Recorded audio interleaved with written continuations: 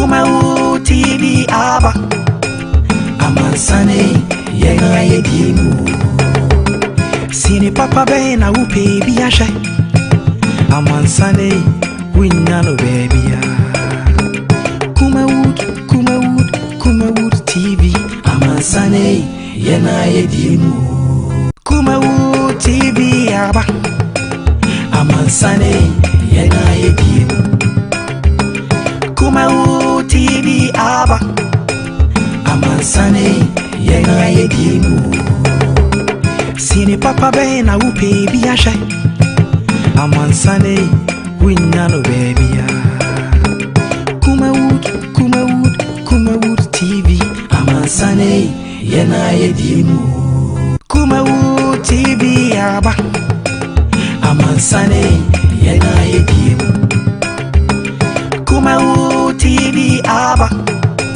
amansane yenga yedimu sini papa be na upe bi ahwe amansane winyano baby ya Kumawood TV amansane yenga yedimu Kumawood TV aba amansane yenga yedimu Kumawood TV aba amansane yenga yedimu sini papa be na upe bi ahwe amansane winyano baby ya Kumawood TV amansane yenga yedimu Kumawood TV aba amansane yenga yedimu Right yema ayefo ene abusuafo akwaba ene eye ukriada midweek the 18th day in the month of November 2020 check this no 19 days more to the December 7th January elections ti eguso edin komo enra say the electoral commission and minor kasa ama director of elections Dr. Sebo Kweku e dey atuja say afi abato no bibi also buye bia no maye political parties almost 2 weeks now and obia answer aka the number of people and as Ghana for omoye eligible to vote on December 7th and no obia answer aka na de enunti omunya raise consensus there. It tells you and I say all political parties are satisfied with the voter register the back to about nyame aduma December 7th no enunti inse nyina guna kwamu a oma print all the ballot papers no so no etumi awie. Well done to the electoral commission na ye kan bato hu nsem de na ehun hia say ebi an bawura mu na ye din komo no eyie enei me first part no me guest e ofia ha menyamre na meneno edin kombo enra na ye obosomtwe ene ye sign e obosomtwe the NDC parliamentary candidate for Bosomtwe constituency first time kra no ami hu no e oba ye ma me Presla Mercy nketia ewa ha ebenyamre na ye no edin komo ahwe na aspirations and what the NDC has been doing at Bosomtwe constituency ebenyamre na edin komo se Bosomtwe e wa be 105,000 populace and na Bosomtwe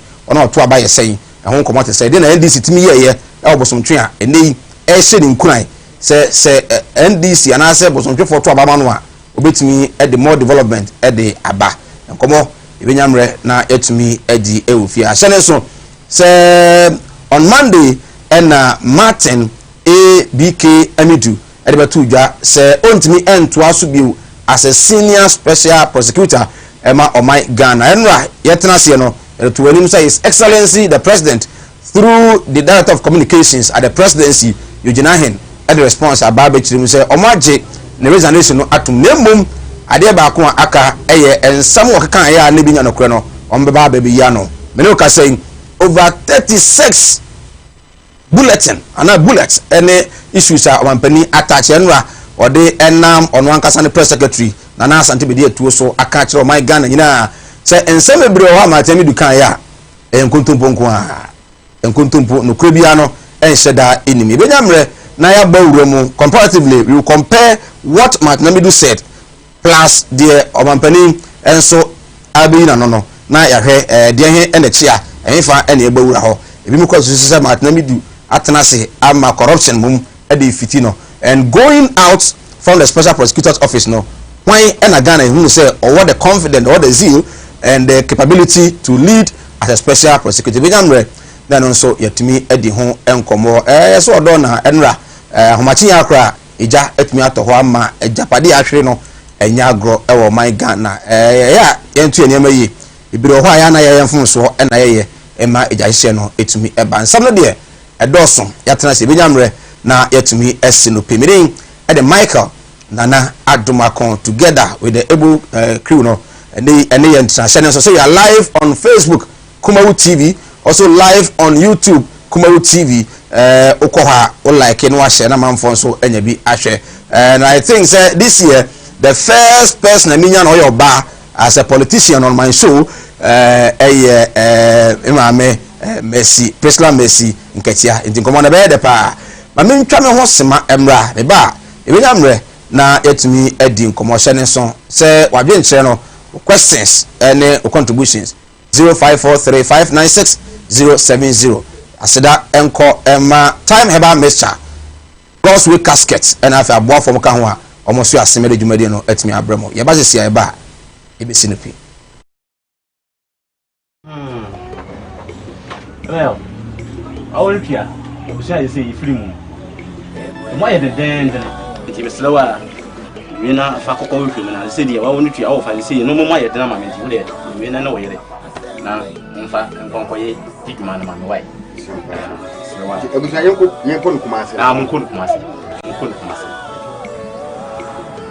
Martin Luther oh na it's been a long time oh yeah me say minia obra kwantu ya wo semina na ma yan ka twene ni ahwedan yo ne busu ya pani asuma me semina me pada ka e wo kumase afamara na me say ya chini ye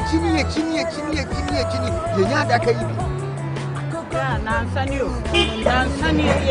mo na that's why we shia me we need problem kra wo beje di se me free Dubai beduru Ghana ana me na confident wo to na nanu ansia do ni eje yi ni promise so e wa brede mi ni kapre odu obi na kire me go straight casket shop e wo kumase labor haya me ko ho no ma anu musa ni me yes kan hye ye o wo de bi ntwa no mi sika ye di ma me se me papa no ni so abezu ye se me ambulance na me sam fe de be da no enka ambulance any de be down omu ye ambulance service into any problem kra any na ye here ni se u benya sika kakra bi di ato ase you know say kuma stay by plan no ye kwena mo kwatira o some Postman casket shop here ye wona ka mebere te se de mo hu nyina Postman casket shop ye wo kuma se in front of New Town ye di labor office na ben Postman casket shop ana we are the dealers in quality local and foreign caskets.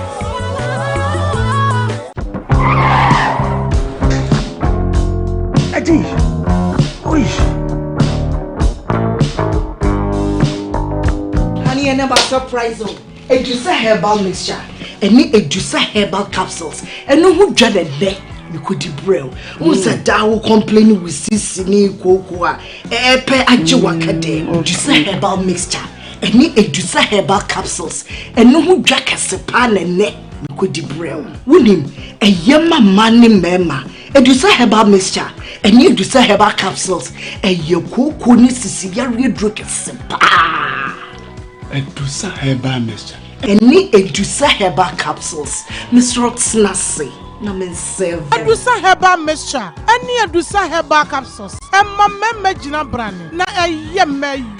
Ah, now Edusa was to send me bravo we. Sweetie, maybe come on, mammy, I drum one. Hey, what does ye? A ye chuma. It's a living testimony. Koneko Judy. What can't keep? Yeah, I'm sorry. Oh, be I just happened for 1 woman for down for any the onion seed do me. Eddie, I should share a dreading cat to him. I dare to say a ye. Messi.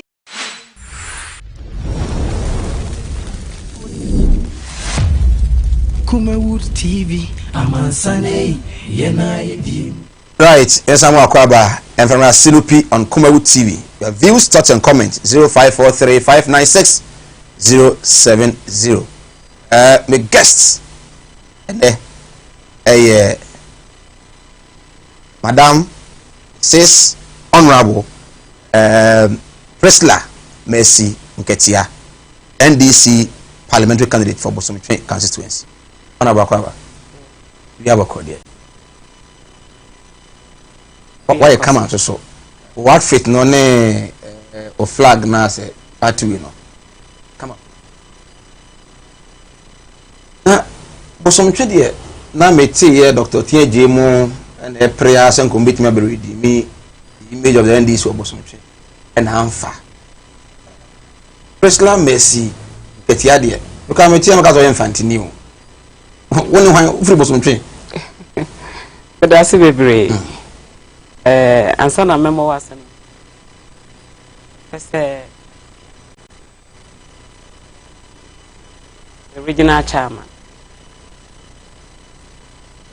Me regional executive senior.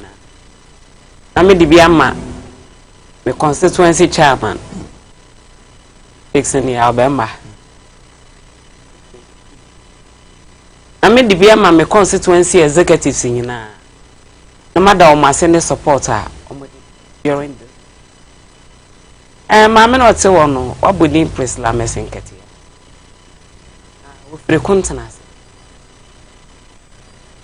This year, our war, no, your friend David, I won't get. Now, then, my media future region. And they are Santi, a Yawuti. As a politics, they must say free. Near Bruni Becca said grassroots. A free branch, a free branch, about what? Every ward, about constituency, every constituency, about region, meaning now as executive. Regional now you're there. Regional, me a deputy regional men organizer. Wow. Our Greater Accra. Oh, okay. And I would see region by Accra. I had the privilege to contest for the second vice, but unfortunately, no. So there was a descending something, so it didn't come. No, but some trees me free her, Missy free her. Na when you okay, no, but here Janum near the Oma Bessin, a Kayanti Josephine, or buy a winner. Just feel free hono no tia je bae.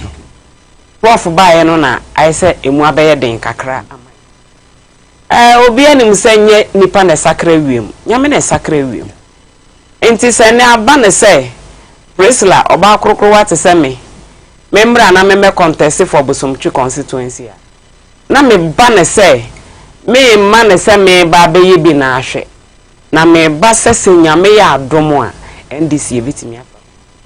Yenimu say after 2020 Nyankopon we should also ama NDC. And no as NDC as a presidency no. As a presidency no. Parliamentary as a presidency no dear yenimu say ye fano hollow. Okay. Yenimu say Nyankopon yensa wo yeso. Paya ye bonu nyame betie yen. Campaign aye no nyame be boa yen. Amanfo aye no mo kasa no nyame ba mo matie yen na o mato abana maye nti in general as the presidential no e bompa ye se nyame mfa maye and the parliamentary yes we are working on it. I have a lot of friends okoli pieces in Ashanti region. At least be 17 there. Very close. Some of them when I speak with them they tell me say oh Mike who say had the heading but ye be aware say the baby it increase presidential votes no enye bi na wo ye Bosomtwe obi ani wa simu say okoko no wakasa meko di nkugu obi a hye na kotade a osimu say ekona wo kono wadi nkonim eno na meka say nyame ne se hene woni a abedi MPs no bebre omo bana no omani na so mbetimi enya but nyame bi ekwan no omunyaaye. But look at the party omufri mu ba no enya na omunya. This is Ashanti region and Bosomtwe is where the Ashanti regional chairman of the NPP Etibosi Akonfri Ashanti regional regional minister, chairman, regional minister Simon Osemensa Efri, and then deputy minister Osai Waduchum. Is it not a strong constituency for you? It is very strong. It is a very strong constituency. Yenimu say Ashanti region no. Eye dey say NDC be wini.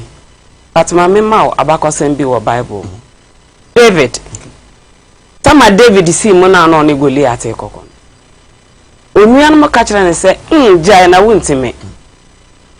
Osemeko. Osi wuntime osemeko. Osi ni pisa obeko na otam emoba. Enum mako enum 5 eno koye ba kope ene ye adwuma no nti obi ene wokonku okokon so okodi nkugu ye ni mo se Ashanti region eye den but ye famu de na ye abusia ye di nkomo obosomtwe constituency ho ena honorable Priscilla Mercy Ketia eye NDC parliamentary candidate. So this time round it doesn't matter say regional minister free ho regional chairman free ho deputy minister for education free ho no they have influence but still now open bit me David Eddie Goliath. So but have you lived there? Because mention say why constituency why regional executive of Greater Accra move to T region. So when it comes to constancy what now ho ono abobra uni mo mo sa constancy matna ha but not permanently say metia say me ye adwuma wo ha me ye adwuma wo Accra but as often as possible no me be fi because na papa wo oh yeah had e to abana ba ko e de pepa ye o ya we sa minim pa ti ye so be ko nyame ne ye abon we ye and ye ko bi pa okay I think yenhwe we no campaign na wo ye no wo gina de so na de campaign no de John Dramani Mahama his excellency ye obosomtwe na wo gina so ana se e de na wo di gina so ai campaign no obosom edi kan no me se nyina ye hwe se ne abosomtwe da ho na me se yaka maame Josephine ho ase so ne first MP obinya position no in the name of NDC if you want and I papa otini eje bae no osomtwefo anto abama no womoto manu a kakra na onyaye wantimi anwini ameye MP but metimi aka se adwuma prof otini eje aye ewo bosomtwe no menim se obi aba anase regime bi aba omotimi aye adwuma sen otini eje because electrification project what constituency ni mu nyinara ono ana ye and I believe say ne okona sa okoye wo survey na wo investigation obehu say every village krobia e wakania e obosomtwe constituency there is no one single village amakwa meka say we dey mekwa na kania ni ho ebia na kania wo ho na ebia kuro no tre no na enu ho new site but almost every town every small village ewo bosomtwe has life and we hear the effort of Otineje ye maame veroba ye men kan the immediate past DC you know we see school adan pa we see school adan ya kase nso a wo ye hu adwuma ma wo ye kase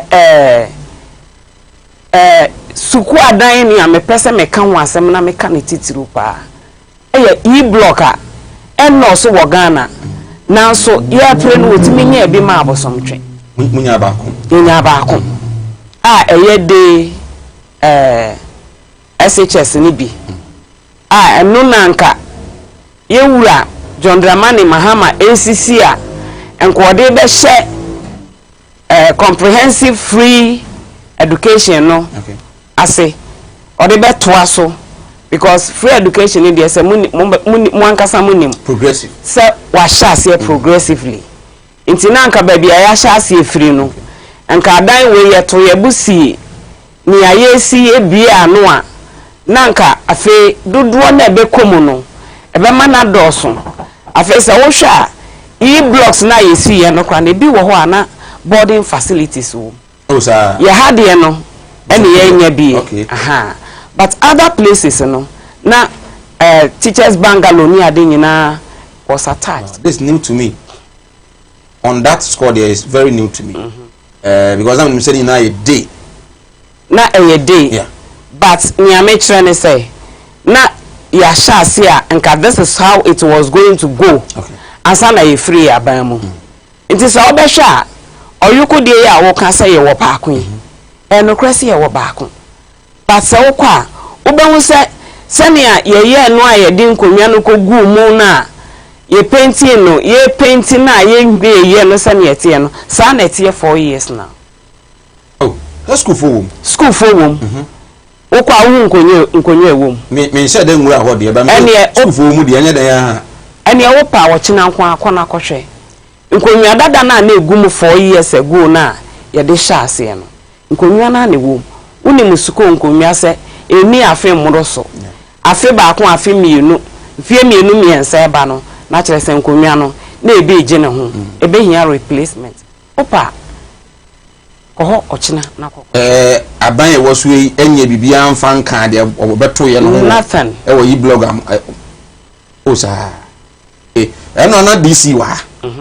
No wa kan se ho no mo fa na ko school wo kama bibia e kama ho. So play de wo kan ne be fa chiri. School de omoko. But sa wo ko na wo hwe environment na. Nkonwa dada na ase no kra na bigu abonten. Ebigu efom ho. But mama enough ana e bi kra na bro so ntino. E bi kra ase kra yi free master na no. Enough. Na se bia se ya. We free mu ade na wo nko siesie prako. Utugu ma na yi. Ah? Se wo wade na se bi bro so a. Ye preserve ne wo ho ne abro so ne ye di si ho madaache. Nti wo di si wo di besi ho yi. Na se wo kasa abro so nti ebia babia wo di kosisi wo yi wani a. Ene say ya na say kura. Okay. So that's the e-blog amoye. Yeah. Apart from e-blog no, well, nkola nya kwan ko school ho. You say be kura first batch kura wi. What else? Mu gina so aka say indeed mu yam campaign ya mu timi win city. Me say ye be kaye a. Your main road ya ene contractors was so amoye adwuma. Okay. That tools were kwa Samo be kaya Rollins abreso ene ye kota edinkan efri ha akopema bono efri atonsu akopema bono enu achi no yasan wo kota bi wo kwan no so bi mana wo ya nanu ya de ya yasan be shasi enu ne ne a ese no ya betwa so a ye but so be kaya ansana NDC be free abamu 2016 no sa kwa ne e de ama contract ana Kofi Job gina so na de Kofi Job anu wo ye na that no so onye na sen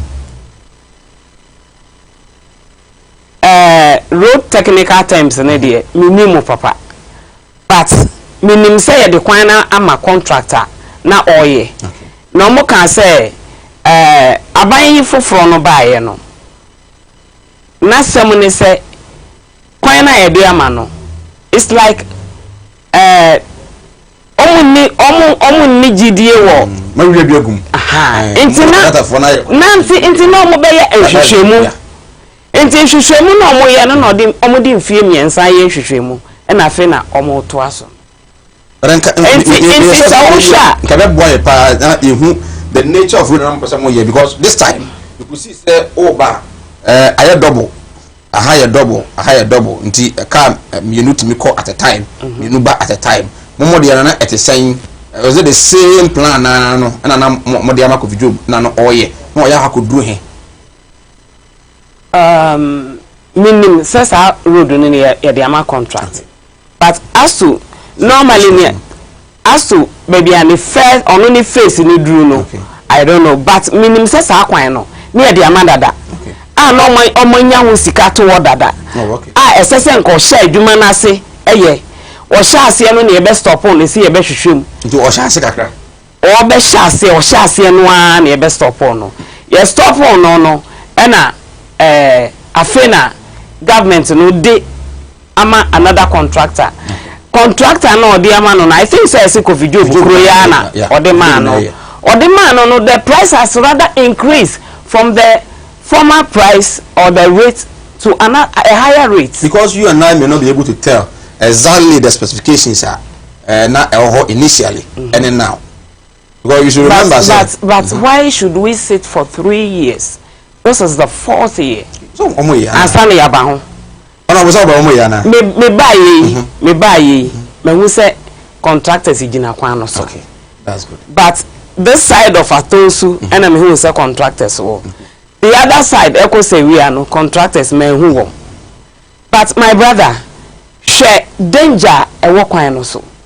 Say nipa wo ye bibia, and say you consider nipa na walk community num. Yeah. Ansa na ye bibia ma won. You see ye beye roads. You consider covert do a ye beye. Say wo pese wo ye roads. Na say wo tutu covert bi gu ho. Na e create some sort of danger. Na se cars wura mu for years na yentimi nya wo hwe na da so da ho ana mfie mienu miensa ba nipa na wo ma contract ne nipa na waje contract no e de na ye wo ka kire wo madam Fubika ko wura mu one of the coverts say na ye tu ahweagu side and side no say indeed wo ba na adwa wo hu say bibi gu wanim na wo be so a wo be hu say bibi gu wanim o dodge a wo hu say so narrow. Okay. Before you realize you are in a ditch. Intina kwane de nipa ni nyame anim. Me de meka say o ma kere hododo. Because so am pass ye adwuni community no ho na ye adwuni asante ho se ne a ye nim say ye asante ye nim say ha ye MPP ni stronghold. Ye ka say ni World Bank aha no wodwene ya kasi ensori ni enye bibi ni empe bibi immediately osori a Ashanti region no be bakane but e ba ne se ye pempontu dwuma na se Asante fo hia bibi a yensa nka ne se ne se enu no bibidi be bisa se nti ade nti na se ye to aba ye to aso to aba ema MPP ye kan suku adan enra ye wura so mo sibi adan obi aba ono so try so be ye bibi but is it enough for us?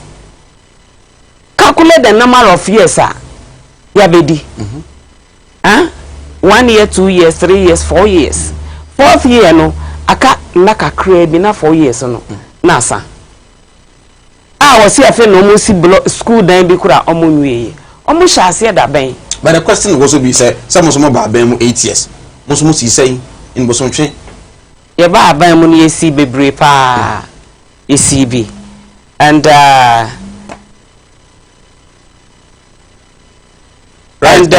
Ugo so Sinupi on Kumawood TV me Madam Honorable Presla Mercy Nketia parliamentary candidate for the NDC Bosomche constituency and a deputy education minister Honorable Yao or say the and so I don't know 18 combo aspirations the NDC winning the seat over there know how difficult it is for the NDC and what has been their developmental projects in 8 good years omo edigina so abontoa this time around wajen channel 0543596070 0543596070 drop them benyamre na makenkan etimi dem onabo na mebusa okay ye call wakese okay wakese you see school down 3 units all right you see 3 units classroom yaba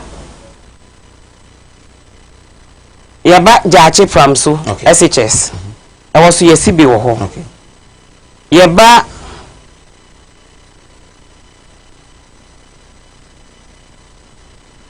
refurbishment okay yase ICT center okay ya refurbishing no okay ya construct 1 classroom block I will be possible okay SHS ya construct 6 classroom block ewo Bonkoko. Okay. Another one ewo Jaachi. And we 2 units. Okay.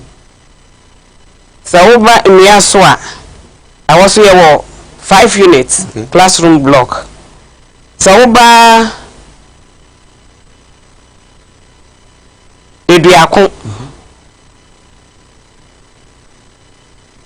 So basically, school dying the American school dying the American may be home yachewa eye bebre comparatively most school dying MPP for so most school dying so much for head on that aba ye kase school dying yesi ene dudu ayesi a ye yesi school dying papa toilet anne ene afa ne bi na mo ye bie anu toilet ayesi nsu ayama to the communities edoso akwan enu amete se openini se 70% omo ye osin nyame ni ana nyineti ase nyineti ase kwan nyame ni de no so omo titem yo and then 4 days me fa ho okay but me won titemu bia e wo ho I think question no call bi na no bisa test bi e na bisa nyame ni e na honorable e ka se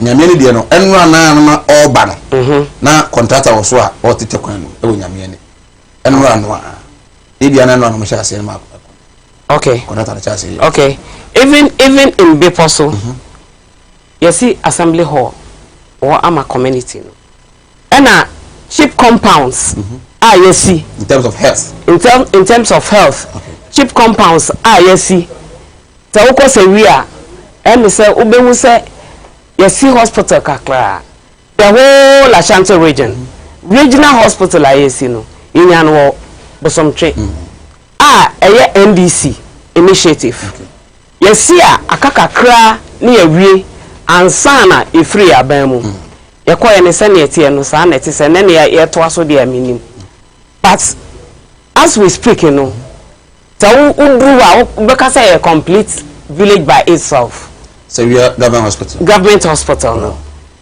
so we call lakeside you cheap compounds wo ho eno no se me ne wo ka say esi ase ye ni abamu ntino bisi na ye mia no mo sie wie yes sie wie completed e wa bono enya bono the that's right Kesbe Honana Debbie abono okay oko the other side of the lake okay mo sie wie esi wie bibia ye okay by the former DCE bibia ye set but eni amene wo kasa yi emia no menya no ha anka meyi a kirew edan kama yesi a aka si nwam besi nne construction of communication information center e wo kontanse enu so esi ho enu na yedan information center communication ya kasa ebiana like ICT center okay a multi-purpose for everything that can be used. It can be used for. Okay. But any ameni uka say hoso si wasa yenyusu. Mu feel say ade nti no omo commission omo nyusu. Sama na mo ye nti ana. Ne de obi ane adwempa wo ni tirim. Basa obi si bibi na sa wo ba na sa wo mpesa wo to aso de a. Ene se wo mmia no na obi abagidin. Nti me de me hu no say so mu bia no a ene e beka say de say NDC ene ye na so wa mmia no ne atom si wo so de ene se na ye nwie wa presla wo oba na wo kwako ade ba ko amamefo na say ma na musu ho pa high school te mo fra mbenya sika de ahwe mu school mo be wi school na mo bobna ene NDP so mo de free senior high school aba wo so ntwe wo bonto na ma na nka nkire wo say fa free senior high school dia enye no pa nke beto ama na emu manu nti no omontuma medase pa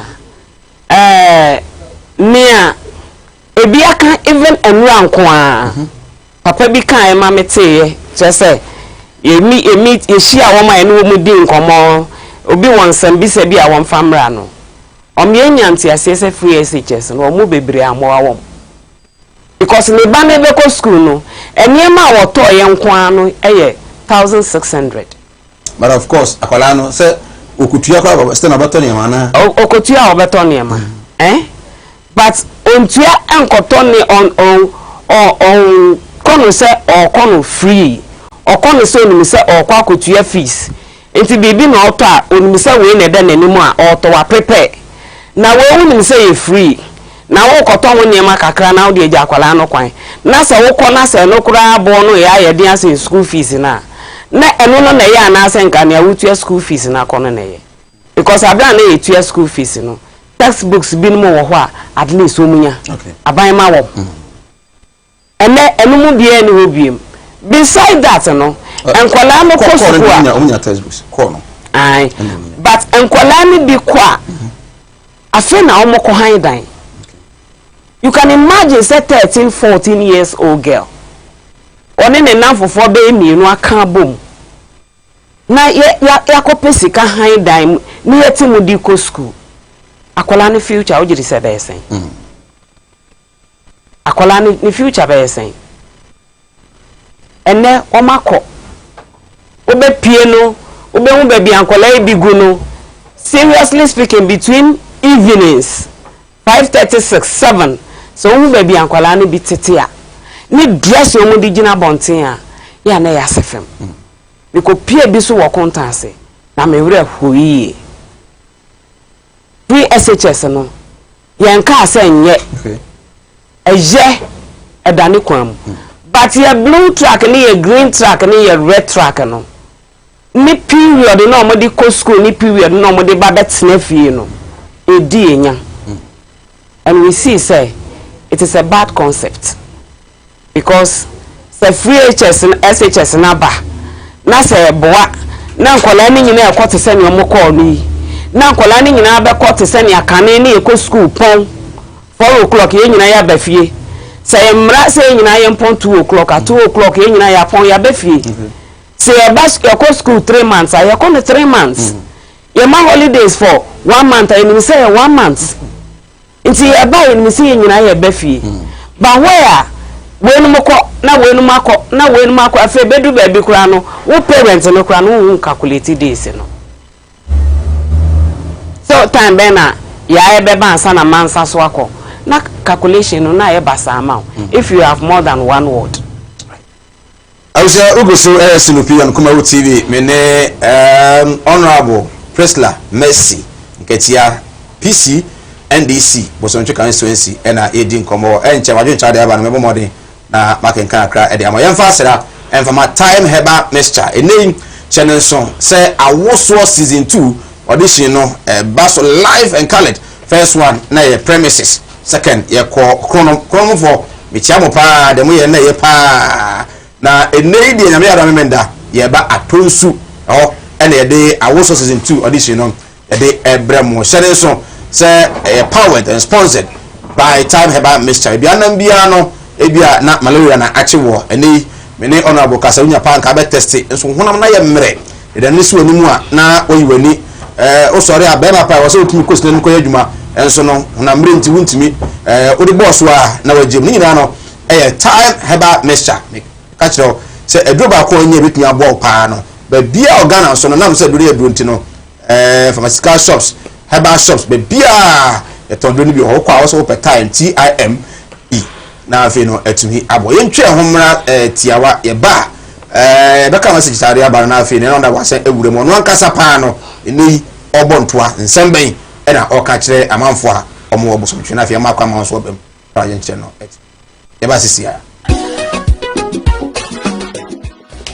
ewia e fa shop na me sha de o bag bra ade enna so biem na time Heba Mixture ni see ba queen why me say bra said the Time Heba Mixture esia gimi ni me fie fo enya de aba ko pe ebe so ye we dey do this o fa ni nyina bra se me ka se me di Time Heba Mixture ho adanse a riase nyina ebe te me nka enti se malaria wadra ni Time Heba Mixture enya nu ko de na nu mato a wontumi ani die no wadra ni Time Heba Mixture edre enye ma oba wa fa afuro de wo ma akoda no fo ene akoda woni mfie dumienu ansa na obeto time heba Mr. Adro ibi no hwe se wako hospital anasa lab am wo hu se wo atwide malaria ibi ansa kayo se time ni TIME time heba Mr. afi malaria fever bi adani ziba ewo mu no ebetu akro FDA ahwe adwadie nkwato yi mo agi atomo se eye well all pia we say free mu why the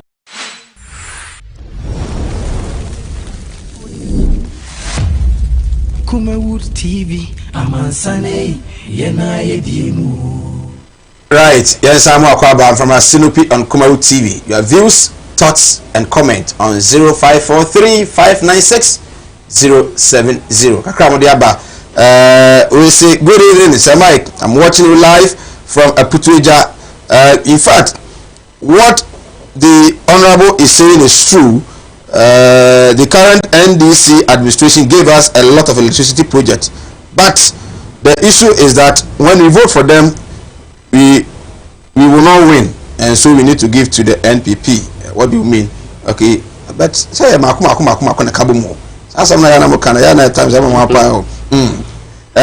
from Ras Akito Esreso Edeja, we don't just vote for a voting sake. We vote for progress, prosperity, and development.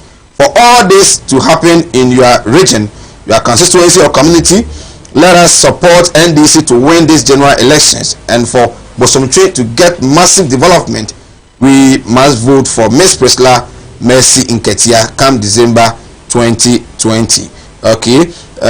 Good evening, Sir Mike. I'm watching live from Atonsu. I vote at Kontanse. In fact, I'm impressed about the submission of the honorable member. She should keep it up. God willing, things may change. Okay, greetings to all Santiago members. Okay, Omo Aji also. Hi, this is Emilia from Adeja. Kindly tell the honorable that when we vote for her, she should not behave like JM. What do you mean by that? With me, right? They can make a but not as it means one casa also message by Pana or them. Apart from the convoy, you know, one casa also number. Okay, what has been your message? But I see, baby, I say, JM, one my and his wedding in some baby. A month and pokakra, and I'm a person who put a little bit of emphasis. I'm a day kakraka. I say, ya can't school sem. Ya can't ya pomude won sem. NDC, ya see a CBR to the extent say, ya wo regional hospital. Yeah. Esi wa ye. Yempa boni at this ready and say you bet me winning abano. Okay. Na hospital no yabe complete. Let me hear aduma aboa the whole Ashanti region. And if we were you see your healthcare system no and then we health card we need bill. Your baba mo so yem person obi be yare ada ho ntino. O de wo te say wo na mododo wa sorry na call hospital. Eduru esese ye de ma wo no. And to say me I say para health care no krano para kra this am ento but with health insurance krano if you see there is a problem na go free with health insurance people complain say you kwa para nkwa de mai na go free there na re kwa na free there na ni say no ni nyina e free na say no ya categorize no ya no say ukita health insurance card e cover we unkita aha na eduru Inti time bia wokwa say health insurance dey na paracetamol kwa na dey ma wo inti ade ne eye paracetamol nye paracetamol uti ye ya paracetamol na ye dey be ma no akọ inti we are saying here say whether you have a card or not whether expired card or not okwa ye be hwew ni ya ma waduro enu free wa na say me pese me ba education but in a skilled aspect. Okay. And then you can SHS, free SHS. Na se bi omo kwa Omo fo se omo ntimi nkwa omo anim no no maso kwan so no. Omo so kwan ben so ne yede omo fa so. Se ye kosua ensa no adwuma. Ebi besua de pam. Ebi besua hairdressing. Ebi besua bakery. Ni ne ekeka ho. Mema no so me nkasa mema mpo because me kai say ye workshop bi ma emaiwa bi na me wo non formal education. Okay. Ahona na me ya akra metro director. Oh, okay. For non formal education. Wow. Inti ni amabosi educhu mbemu se ne senior. Nye ne senior per se. Ono ye minister na me na me ye metro director at the time. Ni msienwa me nya free ho no. It is good to say ye bebo modern say woni a eye wo monsan no adwuma ye wura drama ni mahama abehye bosese obi a wo pese osua san no adwuma apart from say all further na education no ye wo package man no me pese me hye eman nyina nkuran me pese me hye mabunu nyina nkuran me pese me hye mema nyina nkuran me pese me hye eman nyina nkuran say ye baba mo NDC ti me baba mo a sa package na ye ka ho asem no eye soronko. Okay. Eye soronko se wo kosua adwuma se ti se dressmaking na apese wo kosua aban no eye John Dramani Mahama aban no ye betua na ye friend tirensa no. Okay. Ye be kan se fees ye betua ama master no. Okay. Ya ye bida in the past less than contact for ne bosomtwefo e benefit here. Baby benefit here. Even during my rounds no. Me nya bi a o ka kire me say she benefited from it. And then ono so won kwala bebre a wo kire wom adepam. Enti say ye ne saa ye bema womo that package no obia but what see adwuma no say 1 year say 2 year na master na de bema wa what see wie no you going to have a complete kit a startup what the back want to say hairdressing na wusua ya na wo kwa you have your hair dryer and things to go with the dryer to make the full salon. Okay. And you know enya no nko both carpentry welding all other areas are no one will be left behind. Not at all. The seco school no almost be far the technical aspect no so na den so no also be your there. Yes. But Bosomtwe for be enjoy sir. You be enjoy. But one person so no what have you identified at Bosomtwe apart from the general NDC manifesto no who say oba between the abo apart from the general NDC manifesto no ansana employment step into vying for this position no na ma start e kire mani bi nsa no adwuma da. Wow. Me ankasa no mesua hairdressing ka ma adwuma. Okay. Nti me nka on gratis no sa me kire adwuma che no. Okay. Akra me nka ma training more than 150 people girls. Wow. Girls bema ba ko pene ka ho. But unfortunately no when to me anyway because afena I saw the who where are manum. Until finally the next say your man cotton and chain. Until I can say girls by 150 make sure my dear for gratis. Apart from that, you know, liquid soap no more bleach. Me person make us say Parazone because Parazone no will be company name. Until I may avoid this and may use Parazone, but bleach and liquid soap and this bar soap. Nina yesua beats yesua. The same I mean when I was with a non-formal education. Me the nipa ni be call sector be momo omokosua how to do your friend hardcore training. Okay. Because I hardcore training it be a welding, it be a carpentry, but they were female. Okay. Honorable Yao was said to a strong man. You're also a strong woman. How do you intend to unseat him? Unseating him is by doing a hard work. Hard work for grounds what you say? Oh, me call grounds sir. Grounds dear. Obi can say one year vote no.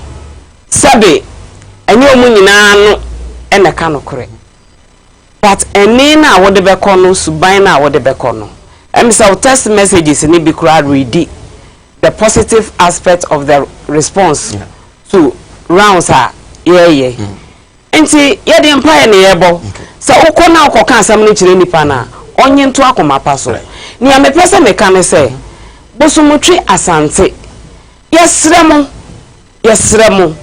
ya vote ma MPP a enso puntu ananka ye hwekwan no compared to NDC no ye better than them in Ashanti region in Bosomtwe in Ashanti region NDC for ye yade ye kan ye kono impumtu mu a ye yade pa ye amamuhu sene ye kan no manitua ye nkofa bibi mfiri baabi enkotwa mfoni mfiri baabi emfa mekire na se no achi wo si akire na okohwe a eni ho ni a ye kan se we ye district green book yi mu nyina no ni nyina ya de a edadi pefe a obi eni wo betimi aba be kan se ni ase wo bonkoko eni ho ni ase wo biposo eni ho ni ase ebi ye wo kontanse eni ho ni nyina ya de a eda ho pefe ye nka ni asema ye kan ye se ye ne ye de kanea ebe shata the whole Bosomtwe constituency obi edi wa de adanse enti bibre ni betimi aye de aka ho na ye kanu police samoa police station na anasa police wo security aspect na emi say so ye here more police post ewo Bosomtwe right ye here more police post apart from that no police force do nya bia I say it me make sure say ya more accommodation to attach it because police force no wo ho na sa accommodation ni ho a a problem enu free wa the mobility say fan say night patrol ni adekura no enu so ye problem ewo ye Bosomtwe nti say maami mercy enya me pena me ba these are some of the things meboa amiyetimi ahwe ni aye hu adwuma Mama,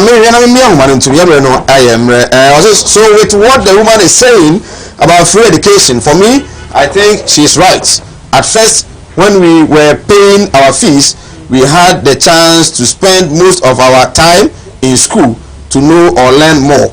Yet, our most time spent in school, we never had the chance to complete all the syllabus. So imagine you go to school for 2 or 3 months and you stay home for 3 months or more.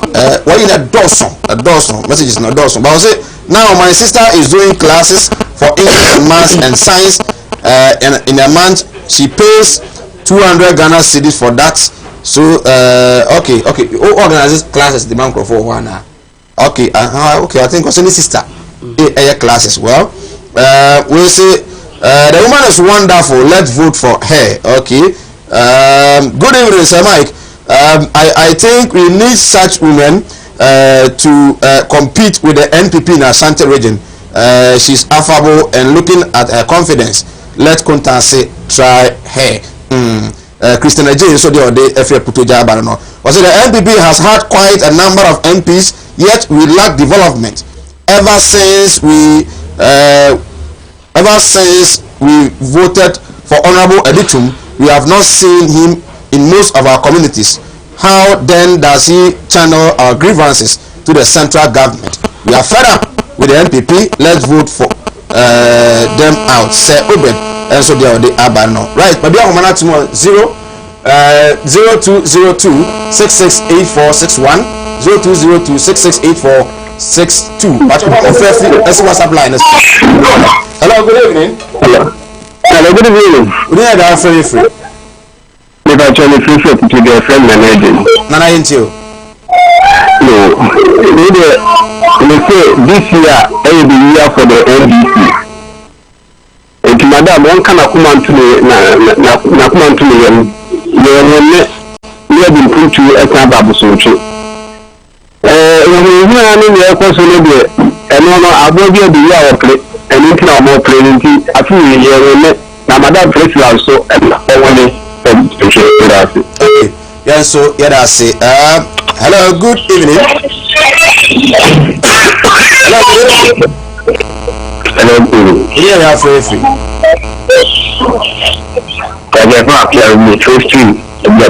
Okay, appear into you.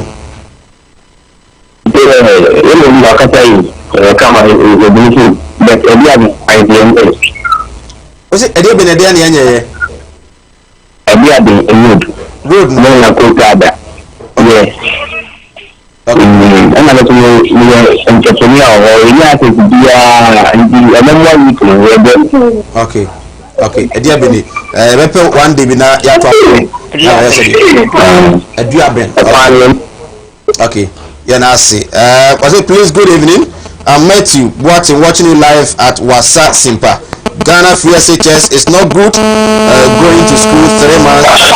Okay, hello, good evening. We are free.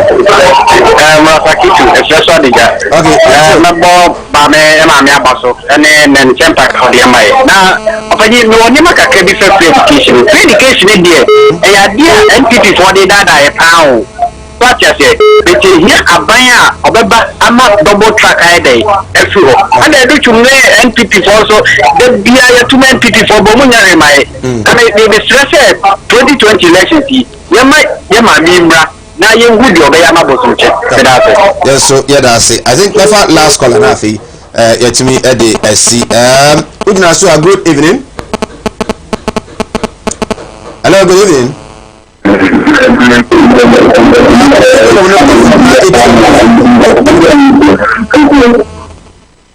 Hello. Hello. Good evening. We are free.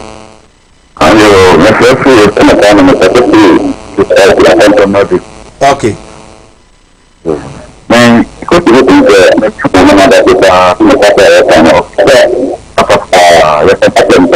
Okay.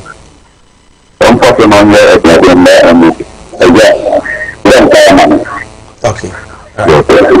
When I say, "Yama for no is here." Obi say,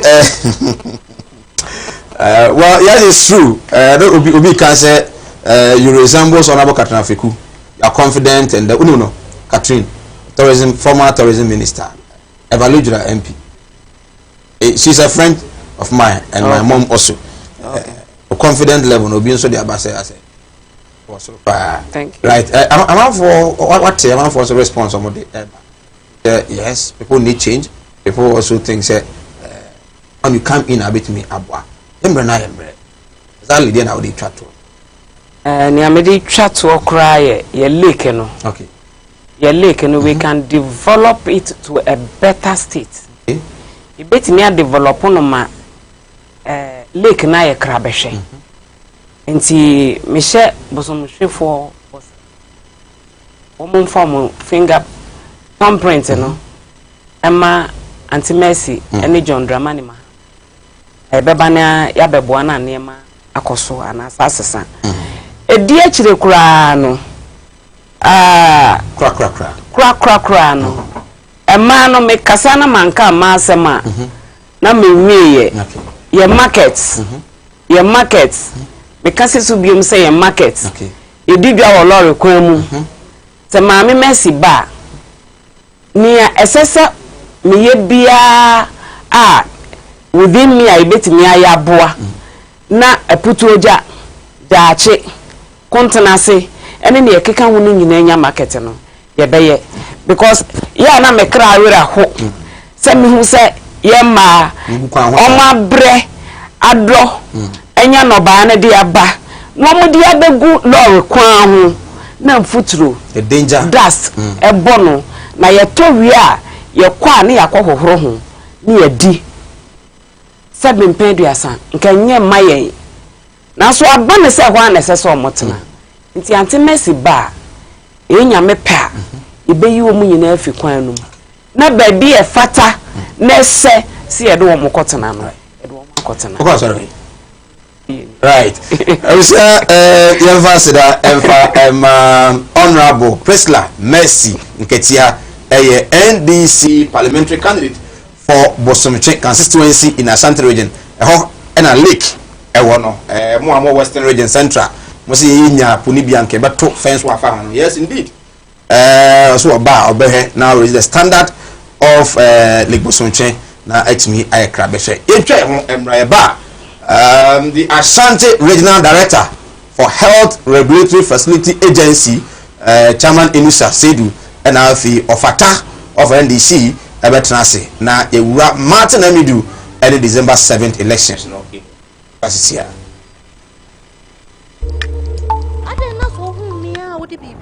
And yet, drone a drone near Sayat. Axco Epa Caps. My team enemy cocoa and hammy baby, a yin in every home. Me and your bay.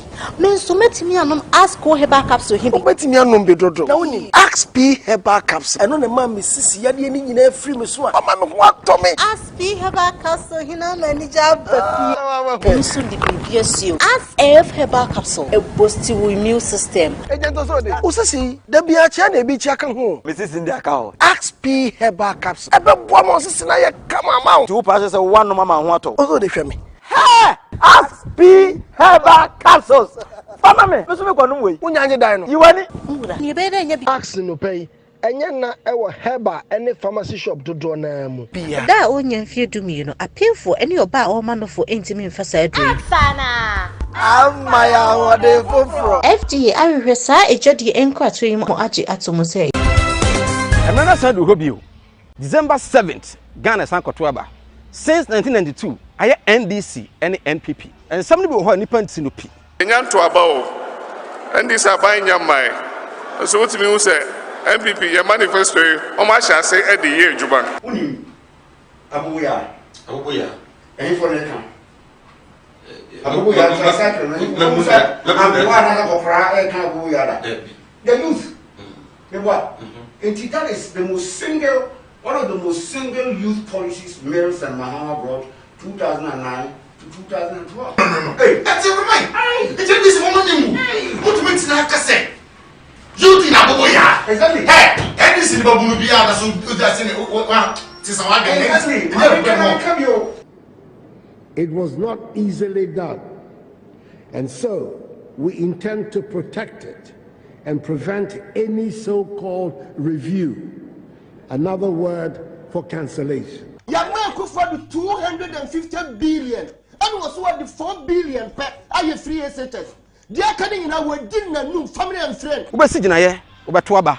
But botaya ujina suono anything. And then me, Michael, Nana, Adma Kose, Mike, Yenshia, on Kumawood TV, a Juada, Ekosi Efiada, 4 to 6 p.m. Yebenyamre, yes in Kunya, I am on your sem, Akagana sem. Yes, Sinupi, I'm on mine at me edgina. Sinupi, no mine peja, Sinupi, no mine in Koso. Kumawood TV aba Amansane yena yedi Kumawood TV. Yes, Kumawood Training Institute and San Juma Ahimfie asaka omo bio. O say fa na miansape fa be fiansa no Juma na fa bo bra ment na ho na da bia no enkosre sika ewo bi ho wan kasa ye boss ye wan kasa waduma na wo so ye fro boss ni bi enu ti na Kumawood TV for edwene Ghana for ho eno makofa Kumawood Training Institute ediaba sebra na be suansa no dwuma na emwa ye de enam yensen suansa no dwuma bi ti se bees making, shampoo, conditioner, hair pomade, weed decide the akuafo adi spray omo no bae so no bra na be sua na emwa CCTV and multi-TV installations, bioenzymes, 3D epoxy, biofield digester the friend of flash ya na ahye no sansa no dwuma we nyina ya de enam yensape ana de asi ho a ya de ebe kyerɛkyerɛ mu nyina Utifie bi a wadwen bɛ yɛ sɛ ɛbɛyɛ den kra na matimi de nam yansape asua saa ansanodwuma we nyina ma me kyerɛw ɔmo ba last month no ɔmo bɛ di adanse sɛ ampa omutimi de nam yensa pe esua nsa no dwuma bebre anunti mananya se wontimi nsua anunti ya se fa 300 Ghana cedis pe never be sua sansa no dwuma we nyina so on the 26th 27th and 28th November Friday, Saturday and Sunday and nam yensa pe and ye dey si ho a ye dey sua sansa no dwuma we nyina so frechre na eba baby obeda free and to wait there catch the wunia now wunia so catch the nunia say Kumawood Training Institute for there omo kire wade a say be work school though so go school though wo betimi asua bi and to baby a wo bia any baby a wo free bia bomodian say obafaka no obakumase ahojo Atenga Junction baby a Kumawood TV for no ehwo apepepe fresh number na that screen is no 0244 294066 0244 294066 Kumawood Training Institute wase ensano juma ahimfie beye butu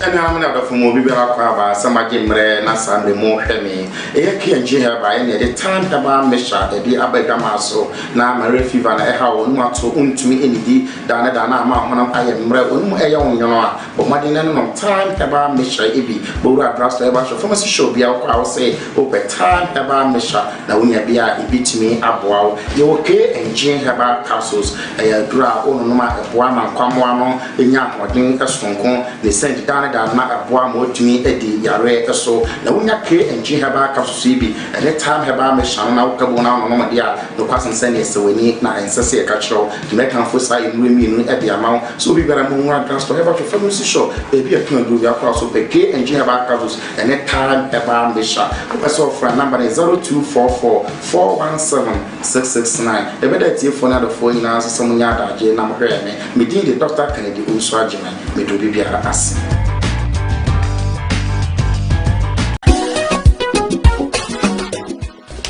if I shop, I'm not sure you're value. Brad, and not so beautiful.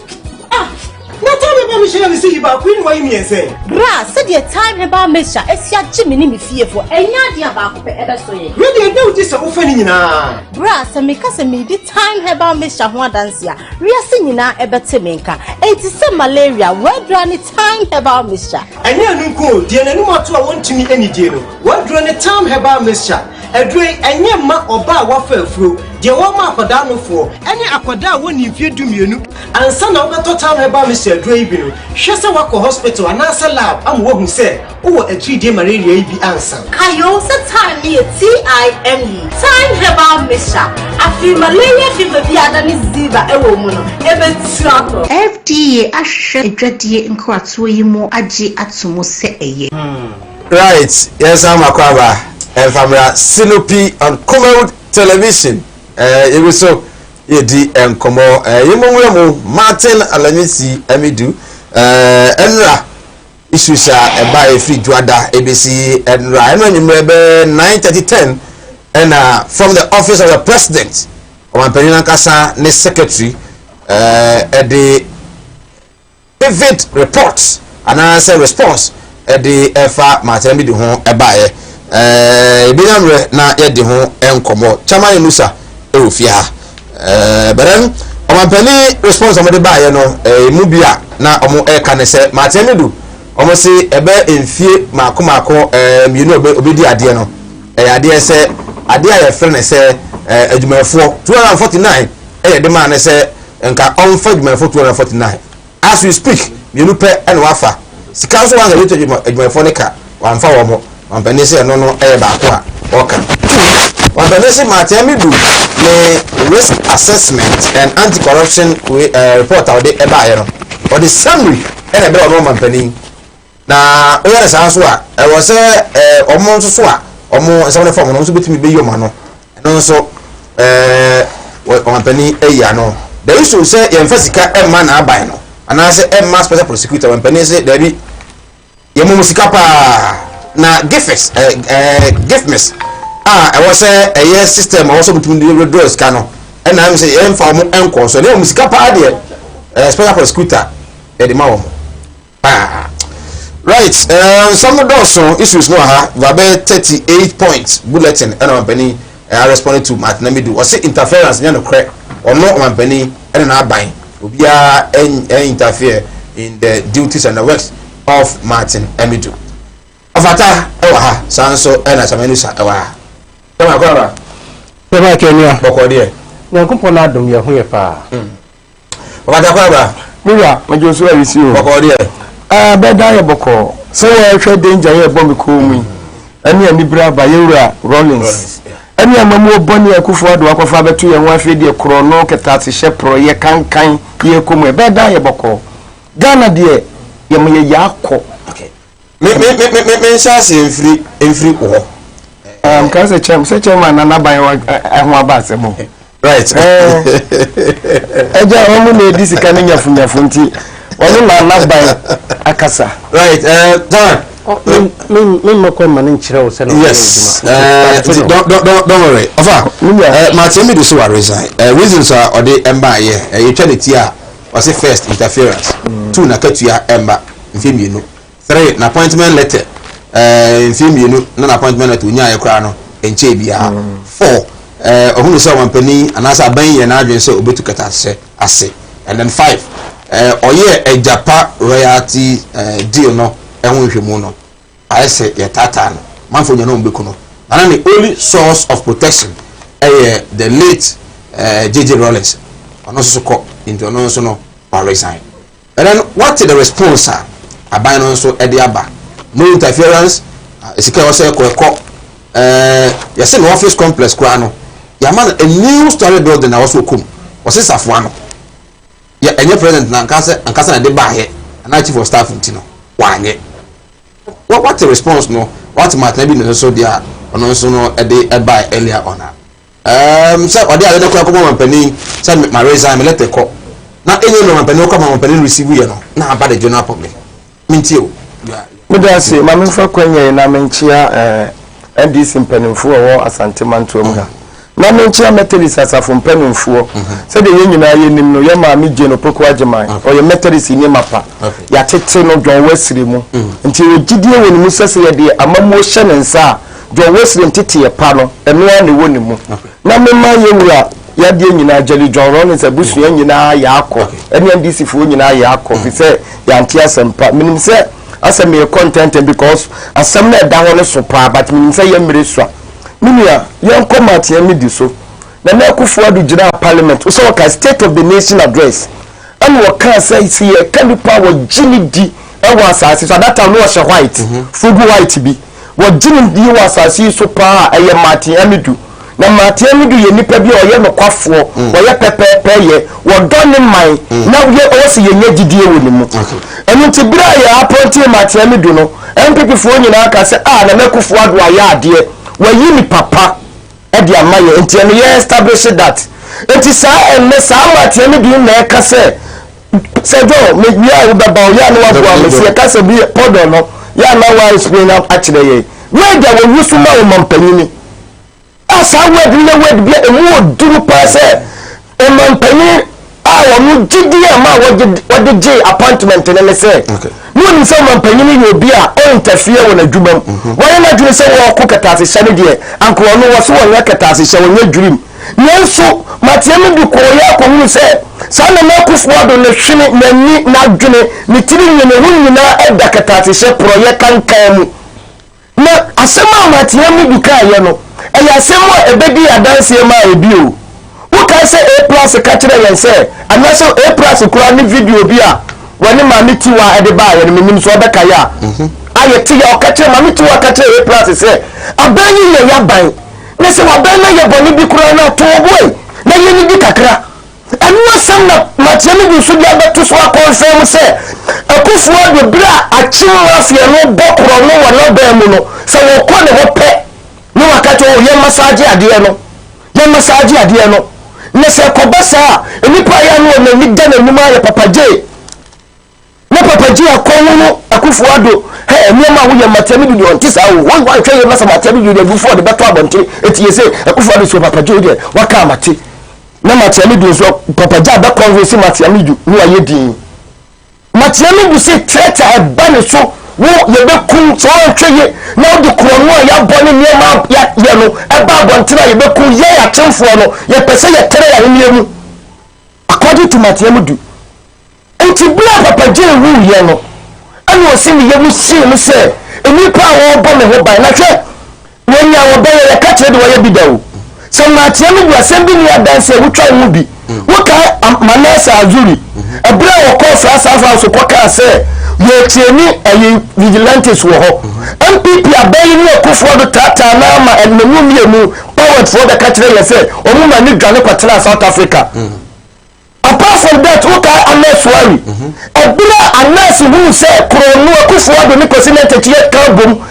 ya o maino ama president chikwa ka say okufo do se botom kronu tutwendie because president can place okufo do there o papa no ma no japade a wo ton mfie bebre no o pese mfie nei wo tika ni nyina eti enyo nwa me mu ka say data bank as 2016 ne sika data bank e wo nyina ye 850 million data bank ye keleforiata e ye okufo do mo japade ne ye 800 million and then the new workers only taking you see and 3 years down the line data bank e japade e ye 5.2 billion 5.2 billion data bank yet here no 30 years in you as a 2016 na omo e dey say 26 years na japade ni sika no wo nyina eno to so be carry Prudential Bank abusia bi MPP for ko boy ya akomo ko to MPP headquarters amma sa de tap ke for that ka zampa sika no ni mu bi no betia se na wo sika size wi e wo data bank man ko wetia no kufu adu ne kufu abo atim saka wafu abo ana ama na yewisa na tieni du no na beka gangantoa o ke beka citizen vigilante ama people for hele no se matemi du die o kasa o ka no kure enti ene de matemi du ka no ye gibisre de kufu adu ka. But let's compare the facts until say matemi du beka se bia wampani so de o kare nya no kure no almost say one Martinelli do say Omampani for 2 years Nakatuya Emada. But then according to the response of President Yaban, actually say monies have been made available to Martinelli do no team. So the whole Kenya no kwa meche se kufu do ye toro number 1. Frema Opale a chief of staff and the letter about what will be will be what because a president and money order say what the Martinelli do say so what us one is our resignation not to name a car again and 2 years in the second be a chief of staff from say ye the man let and what can answer one guy. Yes, chief of staff was supposed to withdraw his salaries and now on ye but you chief of staff letter Akufuado say no someone tro was say what dana say number 1 what resignation letter number 2 I say ni sika bia yentua man say 2 years ni no on hwe say ye betua ma no sa no ka letter no say ka ye tua no on ko radio ya e ko be say sika ni ye tua ma o ko so sika what you want to say ni sika bia demu no ye betua ma no Akufuado bia wo ye bia on ka no on salaries. Martin Amidu insisted on being allowed to manage the payroll of his office and not the controller because of confidentiality and independence. The controller and accountant general was given the approval to make monthly release to his office based on the request for funds for payment of salaries for all staff. Apart from the 2 he has recruited, the rest are on secondment from the Ministry of the Interior and the Controller Accountant General Department. For 2 years, with regard to capital expenditure, no request has ever been received from the government, from the Office of the Special Prosecutor. Right. The information says a so-called offense, as in BSCA, Mamenko Bernard Adeho. Now, Bernard, hello, Bernard. Very well. A fire exactly and an accident let's see offense. And what do we need chair offense? The power of this one now offense are motor boots. I'm a sharp curve be na was a sharp curve no so no and motor rider be a ordinary actual Kumasi I'm using obey carpenter ni it and said me saw and then hammer na bike ni so only car over be a on all the free Kumasi airbox so e share was sharp curve no so in fact and a young child and plan you may abandon I told another one said I have them to say motor no issue ana motor and no issue enti owukura o se di wa bank no esi ewu na o ti da ekwan ni wa are ho na car no ni si e mo no so no on so obi empra car no any mu na say yeah but car ni obi empra wu car no allo di Kumasi a odi ni ache offensive. Oh, okay. Sabra make say police want me my call the police for my offensive for so want me my in say omoti en car obetima to on car. Okay. I want to get about. Okay. Next car and so money to. We are fine kasa na kwezanesi no. So free offensive net would we need to Kumasi a. Okay.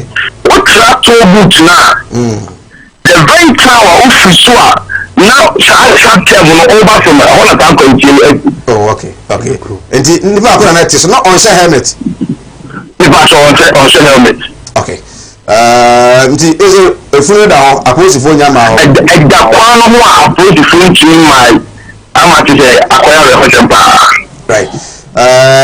Ben yana se na ye ma abusa ya kwa ensere se mo use motorbikes ana all road users se utwika moto ana se unam kwa hokra no ina na nya hwe yi se de be ya enkwanhia bi se no entu ye ben na de na mo tene ka every offense reporter or the every Fata opening next 2 minutes na me consider say me no ti wey according to na Kufuor ni MPP no be kan Matiamidu me ni ye jimi dis na Kufuor because Matiamidu meka no be bia say Kufuor de yanyini ni you say be Kufuor do be ka che me ni say Matiamidu de yanyini ni na say tie letter wo de come Kufuor do say after receiving my letter under reference on 19th October, you order your chief of staff on 20th October 2020 to deliver an urgent message personally to me. When she could not reach me on telephone, she decided to invite me in writing. In her letter with reference number so dated 20th October, stating that I have been directed by His Excellency Nana Kufuor to meet you. The whole campus letter Nana Kufuor efa Japan deal you. Nana Kufuor catch the chief of staff say on Indonesia and time let's all okay. Or friend the phone so when you no catch say on my message letter no come at me do san or dimika call ye. Was it chief of staff catch say Nana Kufuor so on Indonesia? I was president is still in the share name and negotiate. When the president is here, TSM president at was say, and we met you on Friday, 23rd October. You were away in the voter region. Now say I met your excellency in your office in the 23rd October and I underscore the fact that my letter dated 16th October to you was sent out of necessary courtesy. I also underscore the fact that the analysis of the risk of corruption and anti-corruption assessment blah blah blah blah blah. Many tell one say or no the letter no come present no krano say you can or media man letter no by a coy no sakai who say a Japan royal ti krono during catasation now no matemi do no catch matemi do say ma won be bia fa won make sure say o ma ne ma bontene but o matemi do kan na wanka matemi do kan letter no na wanka Kufuor do catch na matemi do say ma won ma be bia ma bontene ni tie won say dear tiwa adedan kwa kachire A+ say wo say wo gu ya ban no mu ase krono no Kufuor do na aka kureti wa plan ne anu ya o man no anu nyame on pe bodo na ya che no wo ka say ya ponti Matiami bi kwa ku ba ko ne nkrofo asai abu ya show so no video no bi ne wa video no asema papa ya wa ase century wa catch the MPP for no se matia me dua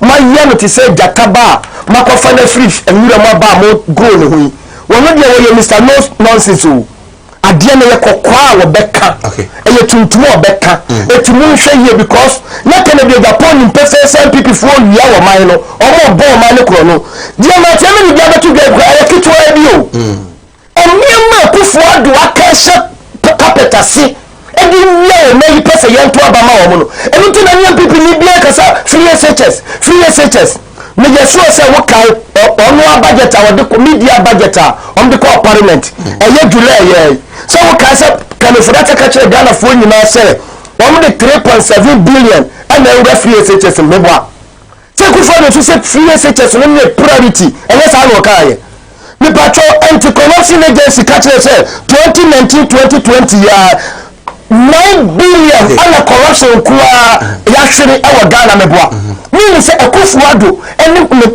na powerful eni 9 billion anti-corruption no any priority free SHS because the free SHS for 3.5 that's a corruption for 9 billion na Kufuado no ko for ya kronfo on your journal on your say ya to abedi chair over on the issue of accusations the meeting was held and then the president was trying to convince himself on hiding up. Yes. On penny response no 0.3, 4, 5, 6 and 7 on penny no I think that Chairman you also have it there. My name also not mentio. Me pacho Mike Medasi. Nyabi kano mamima yetiefo enyina enhu se wakasa for 18 minutes. On Kasa for 18 minutes. He started according to my time. Let me know my time. Chairman. He started at 5:11. 5:11 according to my time. And then I took 2 minutes of his time, and I ended 25. 23. Only 25. That's my watch. 25. Now it's 25 minutes. Almost for more than 2 minutes. The call. So 2 minutes crown okay. I just want fairness. Good. Why you think there is no fairness on my show? Wait a minute. Until your time, now you say, "Oh, I want to watch this." Oh, there be no problem. Make it a short time. Many kind of. Mintias say. Ofata ompe pre-senior high school asameti enwa mi na owo advert bi so ka kire se obi a obetu aba no based on free senior high school net say oni adweno na yes I'm assistant for that. I've been seeing him on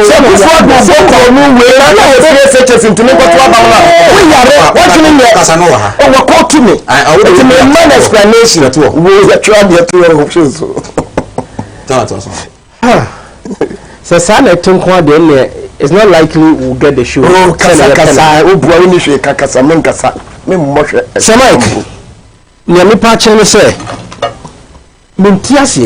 Enu a otu hoy ompe free senior high school asametie mimem se NDC fo no omumpe omuse omuba ometwam no omudie no emaye se wa any time sika yedima nkola omunko school free no omudie any time wa heti saade no anyway yefa eno ntu nchen na mefa akonya we so na mema His Excellency John Jerry Rawlings ne family yako any Ghana for nyina e ma nyina yako yen nipa genuinely sympathizers and then genuinely sending our condolences to the president former president and one way omu etai chia omu sere no mo aba abontene aba organize vigil.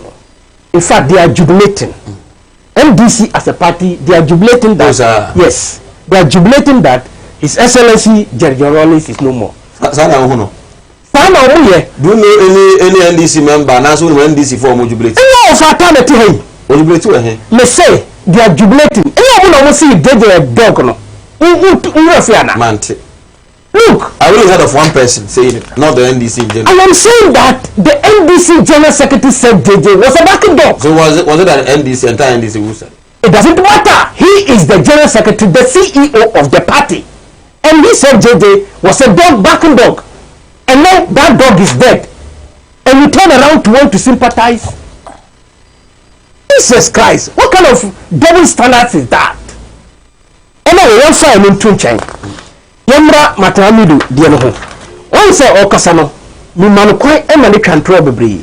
Not because me no say and throw dear, ubeti matra, no, nukre ebe yinadi.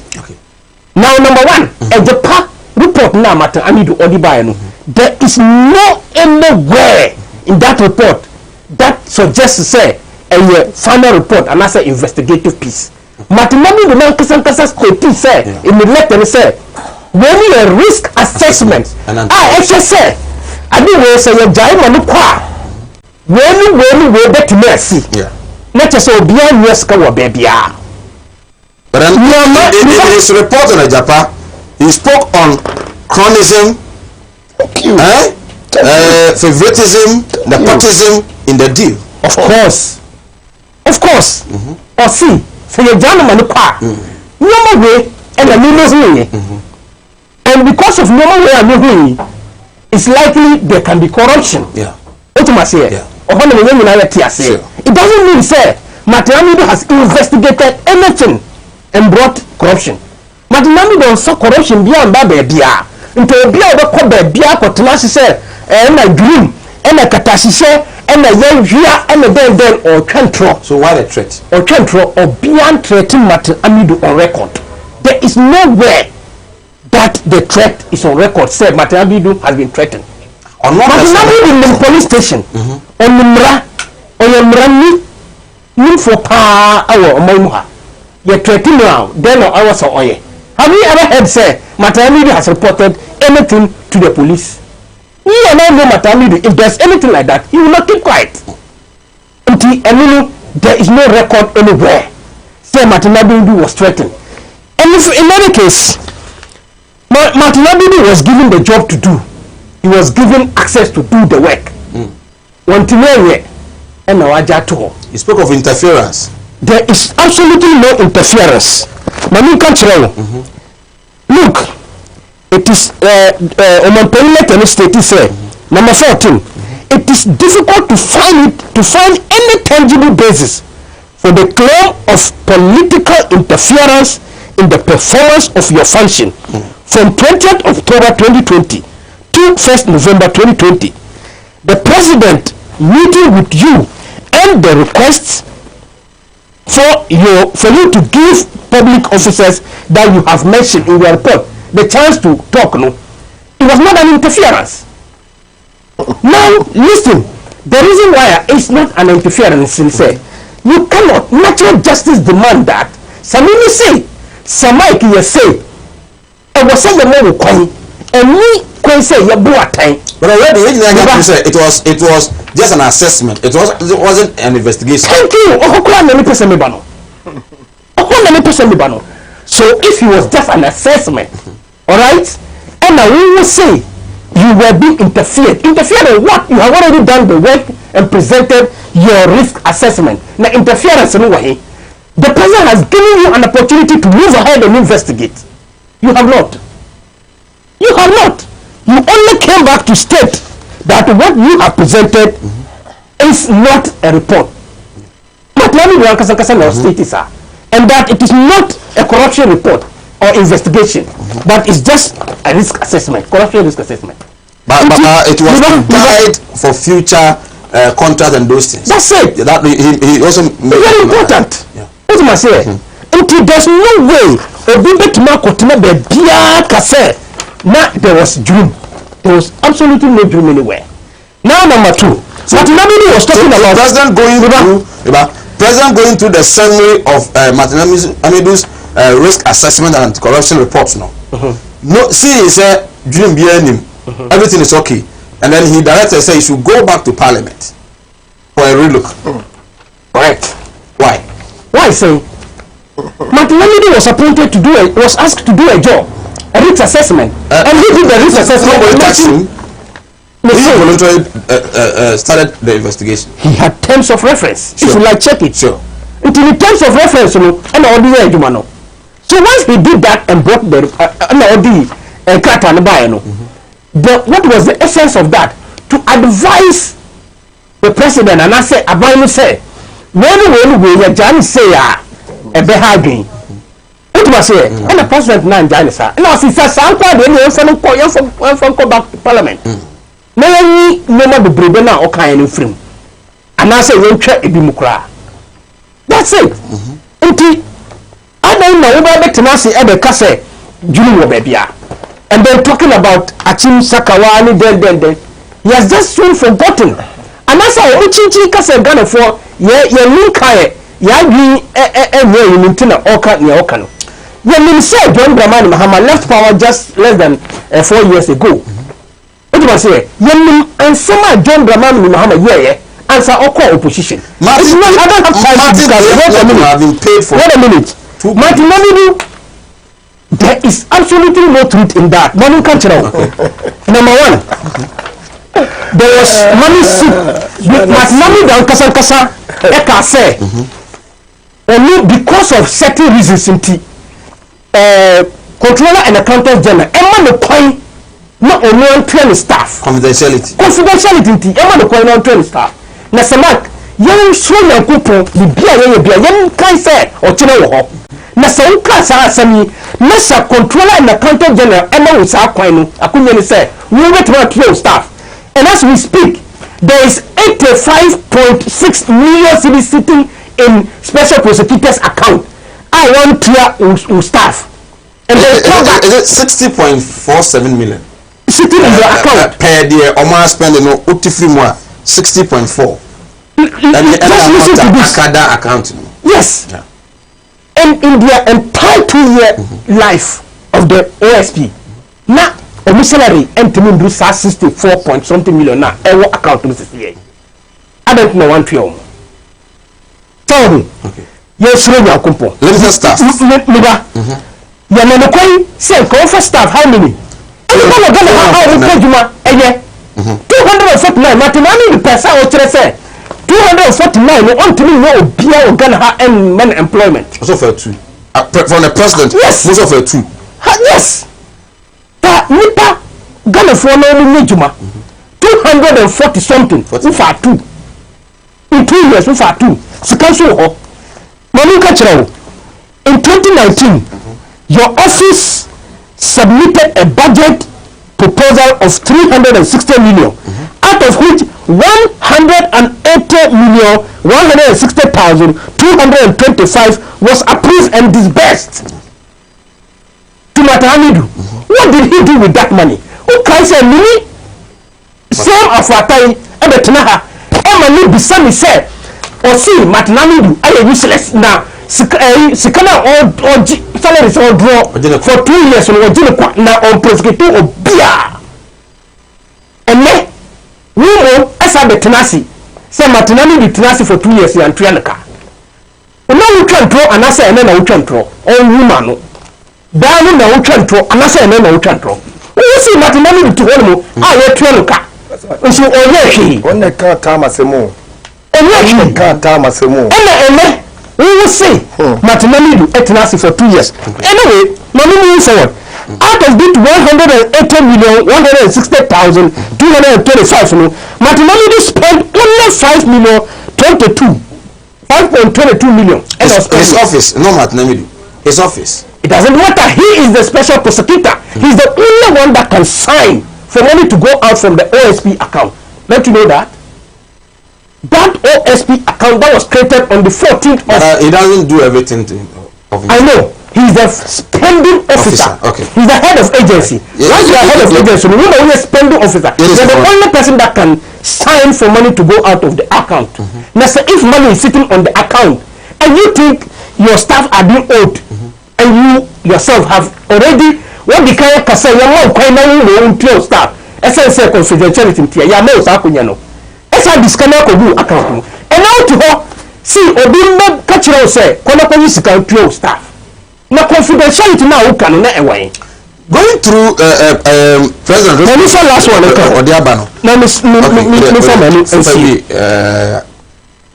Now, just this 2020, the approved budget for your office was 184,732, of which 39 million was paid into his account. Mr. Salary Nelson now cano. And sign for 2 years. A agency, a whole agency, a whole ministry, our budget is not up to this first amount now. A whole ministry. I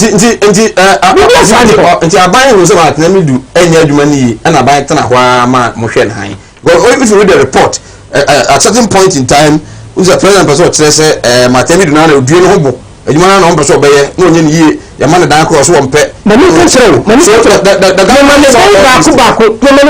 back floor and he rejected. First one, right? A police, and I acquire renovation. Also on pay. Okay. Second one, a police. Am I acquire career renovation on also pay. Right. Third one, a police. Right. Am I acquire renovation?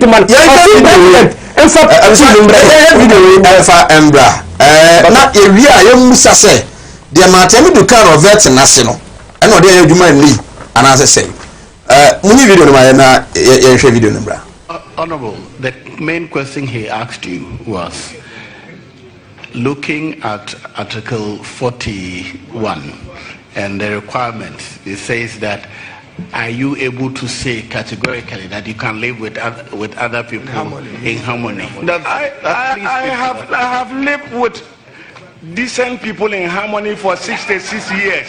I cannot live in harmony with criminals. That I won't lie.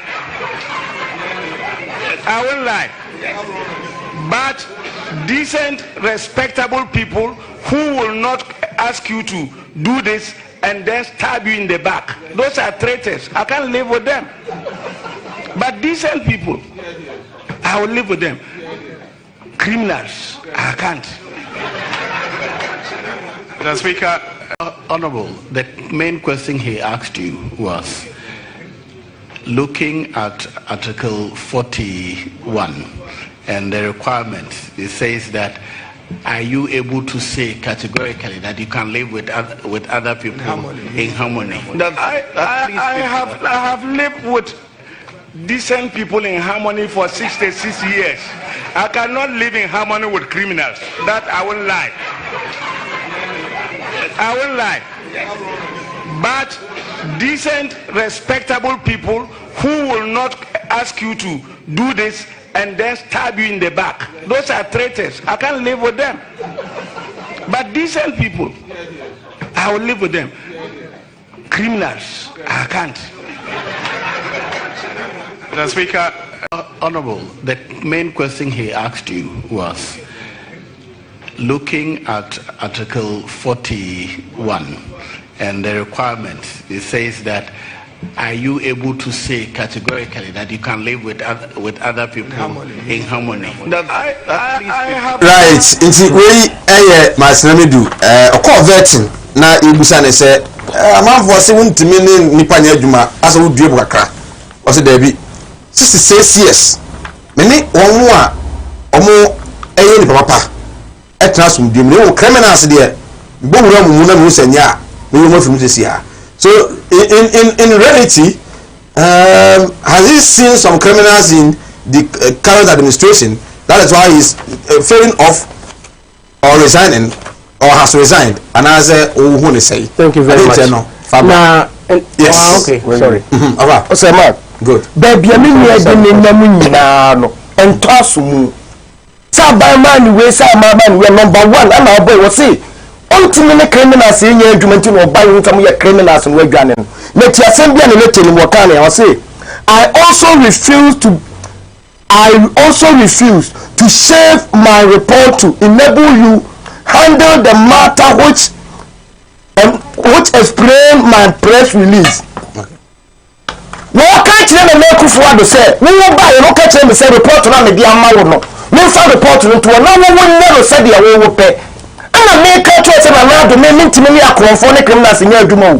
It's me my forward as a president in your open and until I make the court place. I say to you, I was say, more importantly, Your Excellency was acting as a judge in your own court in obtaining my function usurping my function. Usurping my function in take my any independent follow-up action. Okay. Matami ni na kasa yo. Okay. Say Akufo do wo be yet judge. Awo wo court. When Akufo ni yesika bo ye dwuma say me tuwa na mowa. Me dia sam ne ba no wa be clearing agent. Eti me no sa criminality me so. Eni na amanya so na wa bia to na me ye oya me mobo. What ye ka say NDC fo so dwoma aye ye wa Johnny John Wallace. Akufo na de wo se court so onye Ghana ni ana rafi. 2001 Akufo as a foreign minister catcher ye papa Wallace say because of Nigeria kwa kan okure say krono e MPP munti wo ma yi ni kete sin nyina afi no wokai na kuna duaje ma Wallace yare de ne ko Austria akosa ne yare ye ko du Austria embassy faka na fa Akufo de ma ambassador no order say wo fa na kuna duaje ma wo fa mo kan ko fa no don ni se wo tie se no si former president Bahamani family car go fano monye muki me nya adwuma ni biem an wo ko fie ko fa ne private car and na Akufo adu su eche kunani adu fo su trust in shame o ma go won was na they don't deserve Akufo don't deserve to be a president say a serious country be power a civilized country be e kan Akufo adu ko resign wa ye ni glacier na Ghana and na me nya ye kache say Matiani bi nsema wo kama ye nini na ye nye Akufo adu ni wo ka special airbus enye Matiani bi na be ka che say oh wa ye airbus into do mama for ne humra MPP for star people se ne hidden nam say Matiani bi aye aduma and then the same Matiani bi na ka che say Akufo adu ye konfo MPP for ya konfo kele for that ye konfo na ajapadi no the air ten ya say wo no mo ka say ajapadi but a lawyer you firm now with $2 million ma wo no anya Africa consult Africa consult anya yi Gabriel da kodia okay sasi kano awa ye nti so what say my risk assessment me pato obuami o eni watiefo madam Charlotte say wo ka ma me no agenda ne ma ye pamo madam Charlotte say right I was able to show SNP on Kumawood TV aseda enko emfa ema God's way casket shop God's way casket shop God's way say oye yi na besia na opede ya yi no if madaka na pato ambulance na opese de eboa wo na odo body no ekokosie no kwakra na say ento bi na ohia video coverage ni na wetimi aye e de amount na uwie ye ni na no a odi sika no abeto bia okofa free e enti omodin a na eba ya kache fanti no town kuma se na ye wo labor asafu labor run about bia wo bi o man Ghana bia onya yi a wo to nsa efre 0243 737457 0243 737457 afi enyo so na enhye bi ho no eno enhye hye so se it is kind mawo e mo fonda kana bibia ho no isi ho bia no eni ho ye de we eboa se de be ya ho betimi ahenha wo sanso na nyame adoma eda memenda atosu na awoso season 2 no audition no de ebremo time heba mixture na aso yasena ma de ebro nyedua heba enso eka ho sa enso na Casmo Ventures na Anolen enso eboa pa be de dwumade no abro timu na mu share nyame adoma ma no betuna token kwa dia share ewo atosu nyame adoma memenda 6 PM sharp na afi ye ho na audition no so ehhehhe so etumi ede ama we say hi Mr. Host, can't you mute the NDC man mouth because of lies? NDC hypocrite must stop. And okay, Yeji Bono East people are celebrating and stand on that for campaign just yesterday. People are celebrating JJ's death. Okay. Yes. Hi, Sir Mike. Martin Amidu is a good man, as President said before giving him the position. He's a good man and will continue to be a good man. Okay, and also the Abanano. Why is the NPP now trying to run away from Martin Amidu's good manship? President accorded him as a man of principle, and so he is. Okay. I like the video you played to us. He can't live with criminals, and so the criminals have moved him away. Period. Do you take Martin Amidu serious? he's not a serious person at all. Now we so the abano. Chairman. Mike. Good. Me pa to me dasi bebre. Mun tiasie nyentina wo fata mu hu hihiri sa. No. Abadi we yakrom kasam.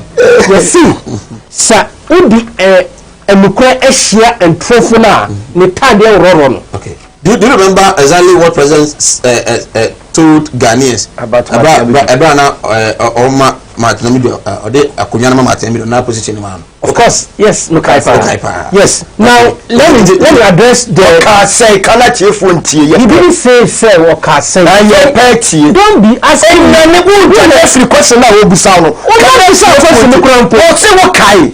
I was a camera.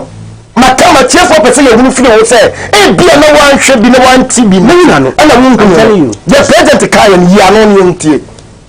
Thank you. What you ya no tina obisi ya mute the mic no se na be ya ye banyo kwan akasa me o ma program ye only now you say you know na kama ma fo se mo ya mo akrofo mo ya say Martinelli be say onulu he can't work with criminals. I love that video and I love that man. Thank you. Okay, I said this is not the first time Martinelli do resign here. But you have this time. Master, what the first time? He resigned at the first time. Yes, because he was working with criminals. Yes, I resigned because criminals are still there. So what is it? The criminals are still there. The uncorruptible Kufuor is not corrupt. Simple.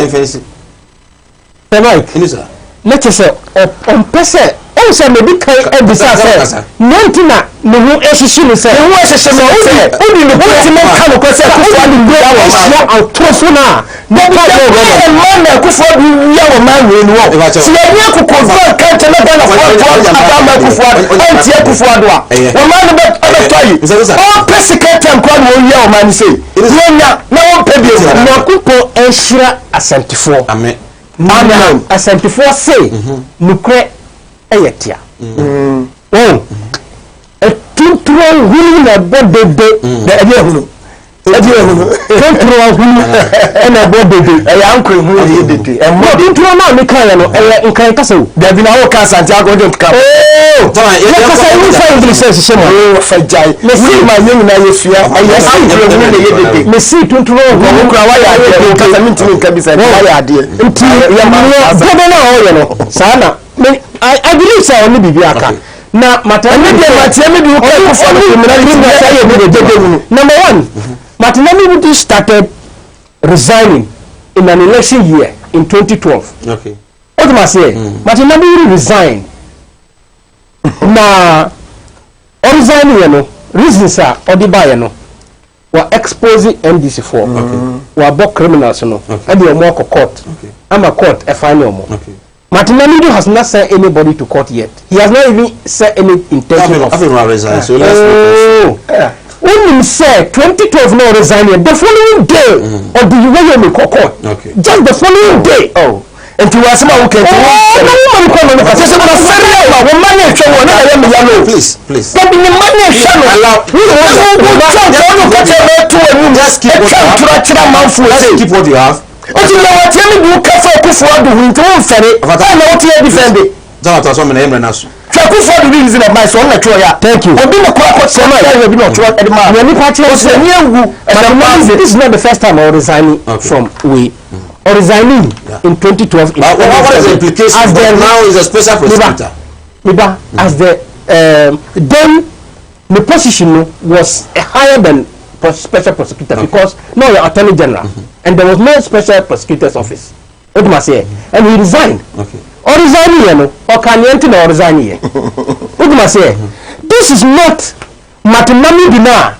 We bet Nasi, Eddie Martinelli de Hong. We will hear Martinelli Okuma. So, therefore, I know say, oh, the NDC for Kano. Right. And then, Martinelli do you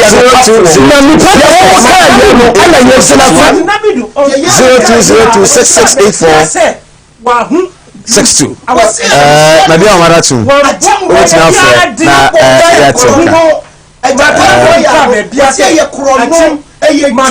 ayo fasem that report chronism mafia that word mafia will report me tell chronism me ade no obi o be ka say oye dey we see obi o be ka say mafia will report no oye dey Somebody better you man no Japan royal no e mafia so ye de ma that is o twantro mafia so no e Japan royal and abaye no na mo say mo any question ye do na o kasa na $2 million president cannot be the judge in his own court $2 million tia denti na say kana wen ti mo kasa no Sabi o ya no o ya sina no ya ko da ya ka no mo no ba ga de ya da ko $2 million e ya ko mo bo ga da ko no se ya no si ba ba bo na se o ko ma wa ba si ni si ko ma ma bo ko no che be ya ya no wa ba na bo wa ke to e ku sa sa no ke ku fa the most useless president it doesn't no,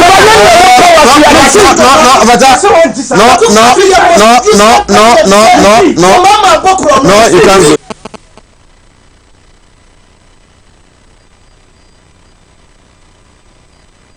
Right. Good evening. Yes, sir. Hello, good evening. Hello, good evening. Yeah, me kata filo. Okay.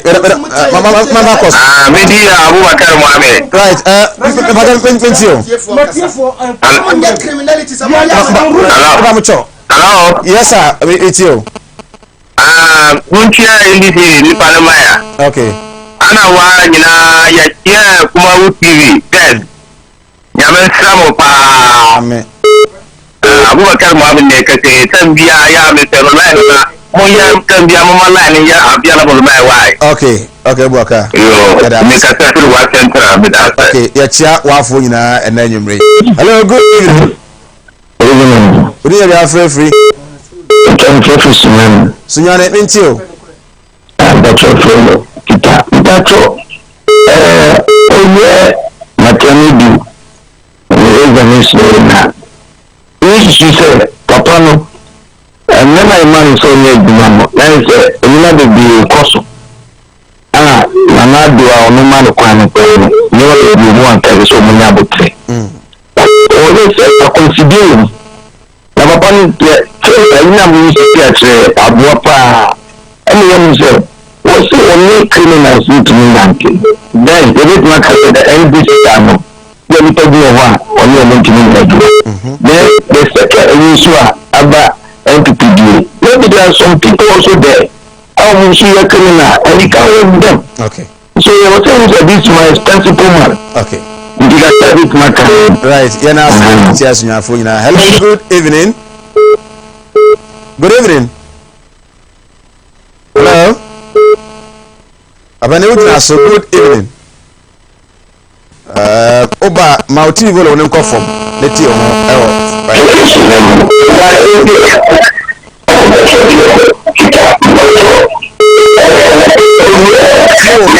TV no there they say my Volo on Kofom. Good evening. Really free. Video.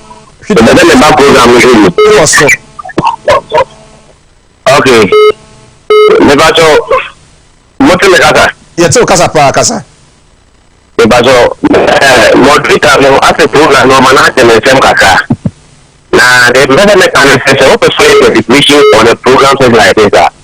Now you can get a time to speak. I'm using the microphone. It's not about when you have a brain on a chair there. You are making a claim on a television for people to hear you.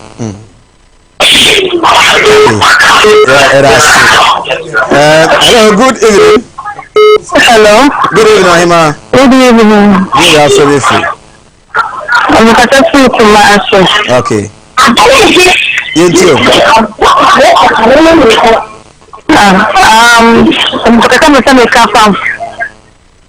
You too. Papa no. And this million to what kola. Onyam to what kola ama MPP ni kasa. Okay. Or can you participate a journal in the Okay. Into your crime, right. Very well. Here's the last caller. Good evening. Good afternoon. Abra, intro. But let me do it because of I cannot remember my mention of it. Now, you do a short time now, resign the mentality. Okay. So, although I resign there, but to be a person of the court to be or who cry as a Ghanaian to pursue that issue. Right. Ambassador and from our goals with caskets, time about mixture and Alfie Omo Eboyina. Within the Michael, Nana Adumako, Sir Mike, DOP, Kobe Frank, PM, Ochi Nozo, executive producer. Samuel Kwabna Dako, MCR, VTR, Augustina, NFA, Loretta, Sanso, and PRO, Bernard Ade, Director, Sam Dakus. Meaning, once again, Michael, Nana Adumako. Na, Minya baby, ya pa, dini birthday. My young wish, no, and yes, I been sempa. The birthday, no, pa, Nyami Admochna. And a birthday kesiano pa baso emeda entry Ashanti Regional first time voters secretary ono and from AD of Akoma FM AD of Akoma FM emeda entry say always so happy birthday in advance. Nyame adwochena and I do birthday no odo ye nyina Kumasi presenters nyina there is so happy birthday. There see Namia Domoa or Chenabeto as much chairman Inusa Sedu, Ashanti Regional Director Hefra, Sanso and MPP Regional Communication Team member, and I feel Fata NDC Ashanti Regional Communication Team member. Namia Domoa. And I'm not a former Biba, some Jimre, Nasan, more Hemi, a key here by any the time about Mesha, the Abegamaso, now Marie Fiva, how not to me any D, Dana, I am Rea, but my dinner time about Mesha, Ibi, Bora Drasta, Pharmacy show be our say, over time about Mesha, now when you be a beat me up, wow, you okay and Jane about castles, a grab.